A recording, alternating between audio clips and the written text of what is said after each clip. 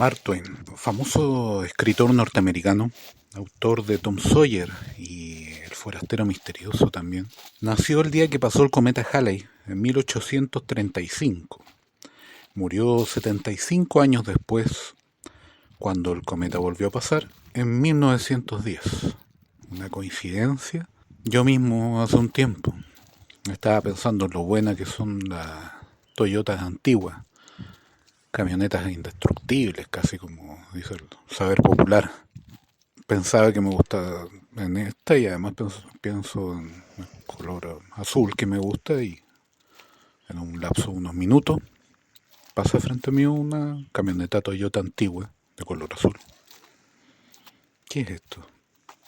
Las coincidencias abundan, pero son normales, son metafísicas, son algo de otro mundo, una conexión con el otro lado, o simplemente son cosas que ocurren y ya. Si nos vamos, por ejemplo, a la ciencia, a las matemáticas, la estadística, tenemos un ejemplo llamado la paradoja del cumpleaños. En esta, estadísticamente se comprueba y se demuestra que de un grupo de 23 personas existe una posibilidad de un 50.7% de que dos de ellos cumplan años el mismo día. Y si este grupo lo aumentamos a 57 o más personas, la probabilidad sube al 99.6%. Esto en las estadísticas nos habla de cómo infravaloramos,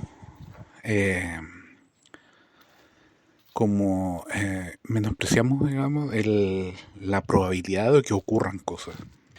Esto lo podemos además sumar al fenómeno psicológico, un fenómeno neurológico, nuestra capacidad para buscar patrones y similitudes en las cosas. Si algo llama nuestra atención, generalmente esto se resalta por nuestra percepción. Por ejemplo, en el mismo caso de la camioneta. Quizás circularon muchos vehículos ese día y quizás camionetas de otros colores, pero si yo estaba pensando en una camioneta azul, por ejemplo, mi cerebro va a editar todos los otros vehículos, todas las otras camionetas, y va a hacer pensar que la primera en pasar fue una camioneta de la marca, modelo y año y del color en el que estaba pensando, o lo más similar a ella posible. Esto es parte todo de nuestra arquitectura neurológica. Y viene desde tiempos primitivos, de nuestros tiempos de cazadores-recolectores, cuando teníamos que enfocarnos en buscar alimento, alguna cosa puntual, aislándonos del resto, manteniendo por supuesto visión periférica para resguardarnos de los peligros, pero teníamos que concentrarnos en la labor de buscar algún fruto o algún animal en particular. Si bien todo esto es lógico y se podría considerar como normal y explicable de forma estadística, tenemos que recordar que lo estamos viendo en casos acotados, muy particulares. Incluso la misma paradoja del cumpleaños la estamos viendo relativamente enfocado en una sola variable. Pero en el mundo existen miles, sino que millones de variables interactuando. Esto no, si bien no aumenta la posibilidad de que ocurra una coincidencia aleatoria, nos disminuye mucho también la probabilidad de que ocurra una coincidencia puntual que estemos buscando. Vamos a tomar el mismo caso de Mark Twain. Mark Twain, nacer y morir en el mismo tiempo que pasaba el cometa Halley, estadísticamente es probable. Es probable que ocurra. Pero Mark Twain dijo en vida que él iba a morir cuando pasara el cometa Halley nuevamente. Y él murió de causas naturales. Y esto nos modifica completamente la probabilidad estadística. Eso ya no es, ya no se vuelve tan normal. ¿Cómo lo explicamos? Si recordarán del primer video, hablamos sobre la realidad, la latiz y la mente reflejada en la realidad y que la mente construía esta realidad. Si nos enfocamos en ese concepto, todo esto de causa y consecuencia se invierte. Y podemos llegar a deducir incluso que la causa es una consecuencia. Me explico. Nuestro cerebro, nuestro yo se puede obsesionar por un resultado y esto, según lo que explicaba en el video anterior, deforma la realidad para que esto se ajuste a lo que yo necesito. En otras palabras, podríamos tomar de vuelta el ejemplo del cazador-recolector. Y el cazador-recolector no estaba enfocándose en su presa o en el fruto a recoger, sino que llegaba a un estado tal de concentración, en teoría, que su presa se manifiesta por esto. Cosas como esta las vemos en libros como El Secreto y otros que tratan sobre la ley de atracción, pero con un pasito más. Quizás no es esto una atracción en sí, sino que es una manifestación por la fuerza de nuestros deseos. Ahora, si esto fuera así, seguramente las corrientes mágicas lo habrían investigado y lo habrían visto.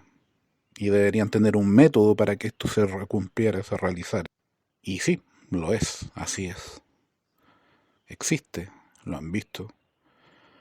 Y hay teorías, tanto mágicas como religiosas, cómo funciona este fenómeno. Cómo podemos conjurar nuestros deseos y volverlos realidad. Y en todas siempre hay algo inherente. Dos factores fundamentales. Pueden haber más, pueden haber menos, pero hay dos que se repiten. El primero es la concentración en el deseo. Y el segundo es energizar el deseo. Me voy a extender un poquito. La concentración en el deseo no se limita solamente en pensar en lo que quieres. Es pensar liberado de conflictos.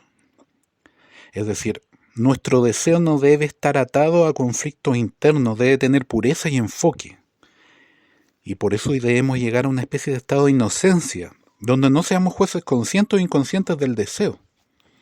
Generalmente nuestro cerebro, construido biológicamente por capas, está en eterno conflicto interno. Luchamos al querer algo y necesitar algo, luchamos con diversas partes de nuestro cerebro, construidas desde la infancia a través de traumas, por ejemplo, a través de enseñanza, a través de carencia afectiva, a través de toda nuestra formación. Nos va generando ideas que entran en conflicto con cada pensamiento que generamos ahora. Y lo hacemos de forma inconsciente. Y algunos son gatillos limitantes. Pensamos en algo y una fase de nuestro cerebro nos corta inmediatamente el desarrollo de esa idea por una enseñanza que se encuentra abrigada en capas muy internas de nuestros pensamientos. Liberarse y tener un deseo libre de este conflicto debería ser uno de los principales pilares para poder manifestar en la realidad lo que deseamos. El segundo punto, energizar el deseo, por lo que he visto, generalmente se trata de energizarlo a través de las emociones. Y ojo, pueden ser positivas o negativas. Tanto miedo como amor, como felicidad o tristeza, todos son energizantes de deseo. Imagínense, por ejemplo, deseos de miedo energizados con traumas de infancia.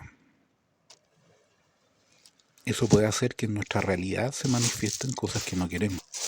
Y a veces pasa. Es por eso que tanto la resolución de conflictos internos, para tener una pureza de deseo, como el control de nuestras emociones, suele ser uno de los principales pilares para los iniciados, lo que enseñan las corrientes mágicas para los iniciados. Bueno, eso es todo por hoy. Espero que les gustara y si quieren información más extensa respecto a esto, déjenlo en la caja de comentarios. Dejen un me gusta, por favor, si les gustó, y muchas gracias por llegar hasta aquí.